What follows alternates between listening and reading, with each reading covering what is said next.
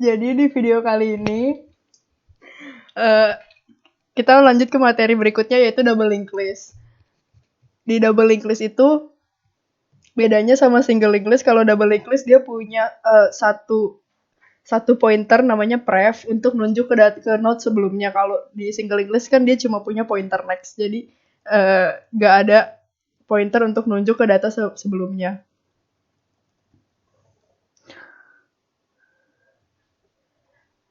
Di sini udah ada program untuk input angka pakai double linked list. Misalkan mau input angka 1, terus input angka 3. Angka 3 letaknya akan ada setelah angka 1 karena 3 lebih besar daripada 1. Terus kalau misalkan di input 2,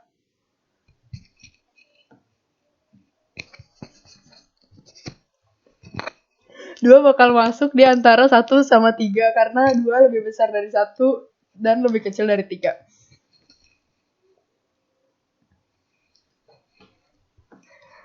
Nah, sekarang gimana caranya buat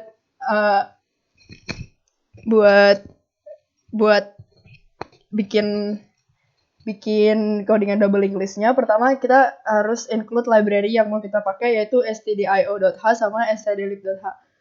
Setelah itu untuk setiap linked list kita harus bikin struct. Di sini aku pakai struct file yang isinya integer number dan struct file ini punya pointer next dan pointer pref.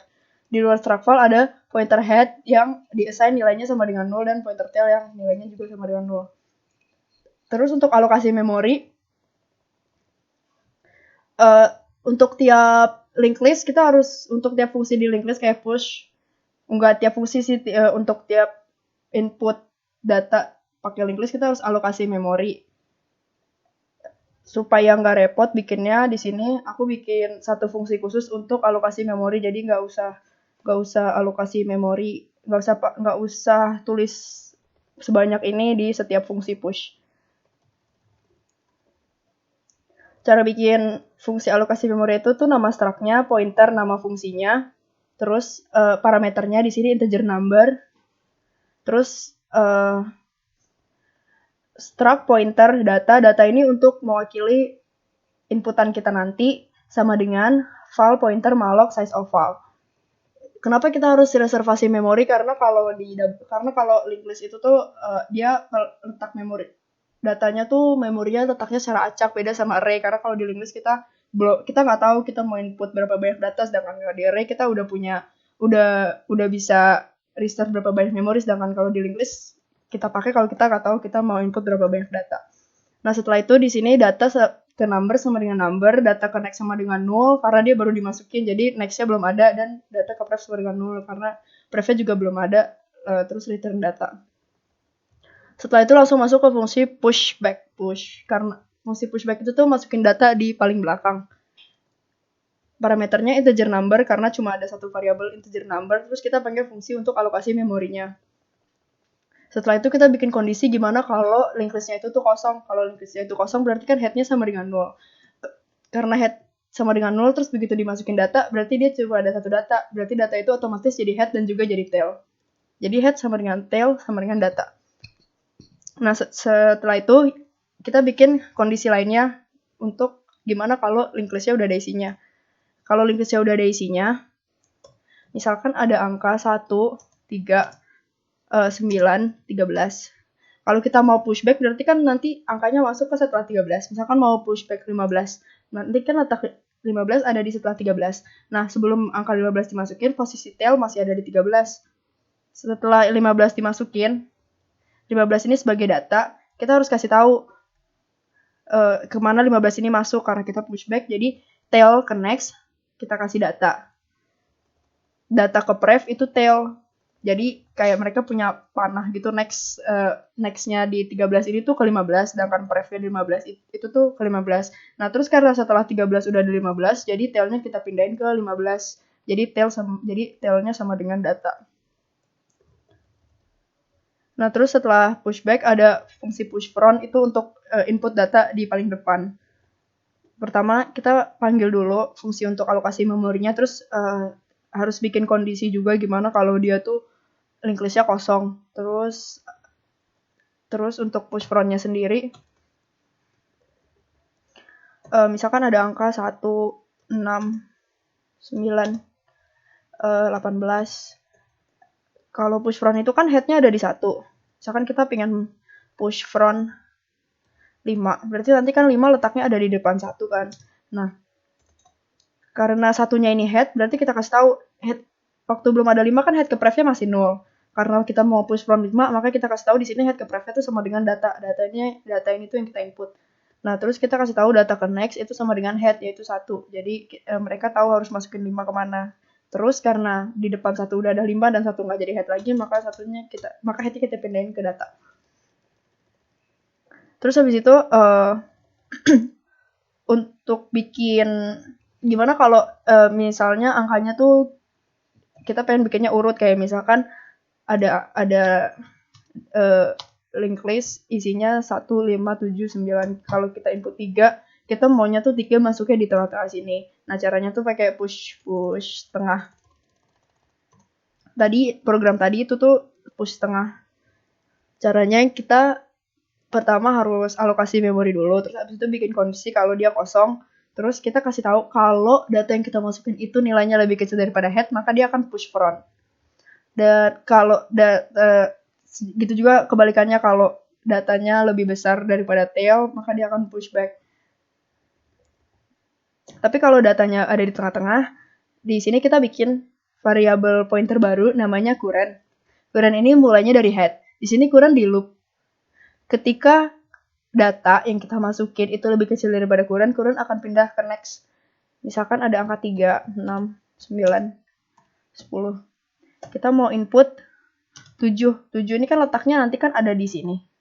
Di setelah 6 dan di sebelum 9. Nah, 7 ini kan data. Dan current letaknya ada di 3. Terus kita cek nih, apa 7 lebih kecil daripada 3? Kan enggak, makanya currentnya pindah ke 6. 6 lebih kecil dari 7? Enggak, 6 lebih kecil dari 7, iya 6 lebih kecil dari 7, makanya currentnya pindah lagi ke 9. 9 lebih kecil dari 7, enggak, currentnya jadi berhenti di 6. Sekarang currentnya ada di 6, berarti kita harus masukin data di setelah 6 ini, 7. Nah, di sini kita kasih tahu data ke next sama dengan current ke next. Data ke next, kita kasih tahu data ke next ini 7 ke next-nya, itu ke 9 sama dengan current ke next. Terus kita juga kasih tahu data ke pref itu ke current, karena sebelumnya 7 itu kan 6, jadi kita kasih tahu pref-nya itu tuh current. Terus current ke next ke pref itu sama dengan data. Jadi current ke next kan 9 ke pref itu sama dengan data. Jadi 9 ke pref itu sama dengan 7. Terus setelah itu current ke next sama dengan data. Setelah 7 setelah 6 ada 7, jadi kita kasih tahu setelah 6 itu data yang kita masukin tadi. Terus itu udah fungsi input di linked list semuanya, push back, push front, sama push mid. Selain push itu tuh ada fungsi pop itu untuk ngapus data. Dimulai dari pop front tuh untuk ngapus data yang paling depan. Pertama kita bikin kondisi dulu gimana kalau linked listnya tuh kosong. Kalau linked listnya tuh kosong, otomatis headnya 0. Berarti kita langsung return aja. Terus kalau datanya cuma 1, kalau data cuma 1 kan head sama dengan tail berarti. Nah, itu langsung kita nulin aja nilainya head sama tail. Gimana kalau datanya lebih dari 1? Kalau datanya lebih dari 1, misalnya ada 1, 4, 7. Head, karena kita mau pop front, berarti kita mau pop angka 1. Karena 1 ini head, kita pindah dulu headnya ke 4. Head sama dengan head ke next, baru kita free head. Karena headnya udah ada di 4 sekarang. Head ke pref kan 1, baru kita free head ke pref. Berarti 1 ini hilang. Terus baru kita deklarasiin head ke pref itu sama dengan 0. Ada satu fungsi lagi namanya pop back, itu untuk hapus data yang paling belakang. Caranya sama kayak pop front, kita harus bikin kondisi dulu gimana kalau datanya kosong, sama gimana kalau cuma ada 1 data. Nah, setelah itu baru kita kasih tahu 7, misalnya ada data 7, 9, 11. Karena kita pop back berarti kita mau hapus 11. Nah, di sini kan 11 itu tail. Berarti kita pindahin dulu tailnya ke pref, tailnya ke 9. Baru kita free 11 tail ke next. Terus kita assign tail ke next itu sama dengan 0. Setelah itu ada fungsi pop all. Pop all itu tuh untuk ngapus semua data. Jadi kalau datanya banyak kita nggak perlu ngapus satu-satu pop front gitu, nggak perlu. Jadi kita langsung pop all aja. Pop all itu caranya kita harus bikin kondisi dulu sama kayak tadi ketika data kosong sama ketika data cuma ada satu. Terus caranya paling simple di sini tinggal di loop ketika headnya tidak sama dengan 0 dia akan terus pop front. Terus kalau untuk pop suatu data tertentu di sini aku kasih nama fungsinya pop6. Dia ada parameternya integer number karena kita harus masukin nomor berapa yang mau kita delete. Terus bikin kondisi dulu ketika dia nggak ada data sama ketika dia cuma punya satu data. Terus kita juga harus validasiin ketika angka yang kita masukin itu sama dengan head, berarti dia pop front. Dan ketika data yang kita masukin itu sama dengan tail, berarti dia pop back.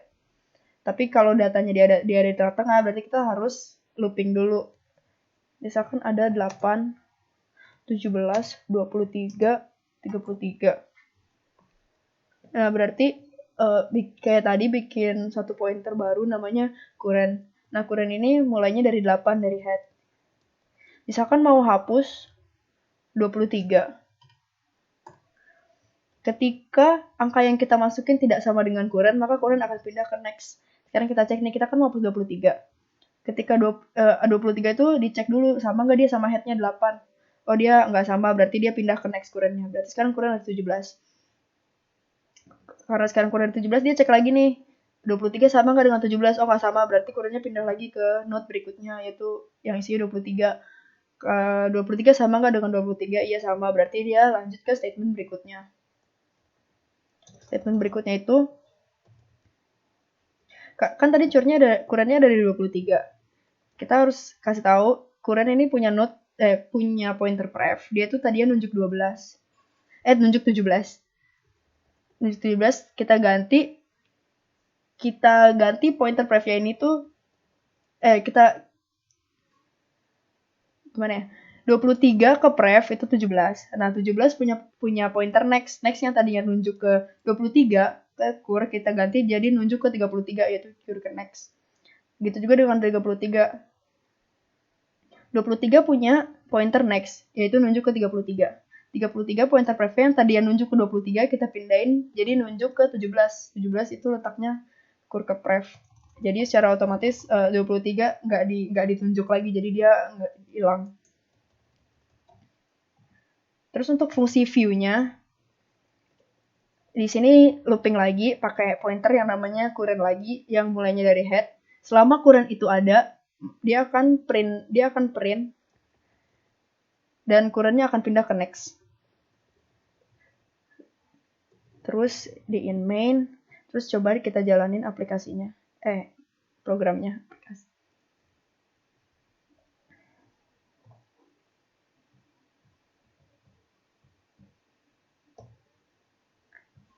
Nah, ketika kita push angka, di sini kan yang aku panggil itu fungsi yang push mid. Jadi dia nanti secara otomatis angkanya akan masuk secara berurutan. Misalkan pengen input angka 5 akan ke input.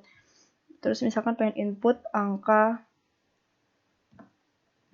9 akan secara otomatis ada di belakang 5 karena 9 lebih besar daripada 5. Terus misalkan mau input angka 7 masuk di tengah-tengah karena 7 lebih besar dari 5 dan lebih kecil dari 9. Dan input lagi 1 masuk di depan, input lagi 10 masuk di belakang. Misalkan kita pengen pop angka tertentu. Misalkan kita pengen pop 1, berarti pop front. 1 akan hilang. Misalkan kita pengen pop lagi, angka 10 hilang. Terus misalkan kita pengen popnya di tengah-tengah, 7 hilang. Misalkan kita pengen hapus semua datanya, langsung aja pop semua. Cara gimana kita tahu angkanya benar-benar hilang? Bisa aja di sini aku nggak manggil fungsi view, tapi cuma nggak manggil fungsi view aja, sebenarnya nggak benar-benar ke pop. Untuk ngebuktiin mereka benar-benar ke pop, kita coba push angka lagi, terus kita coba input 1. Terus cuma ada 1, berarti datanya kehapus. Sekian materi double click list. Semoga bermanfaat. Aku banget guys.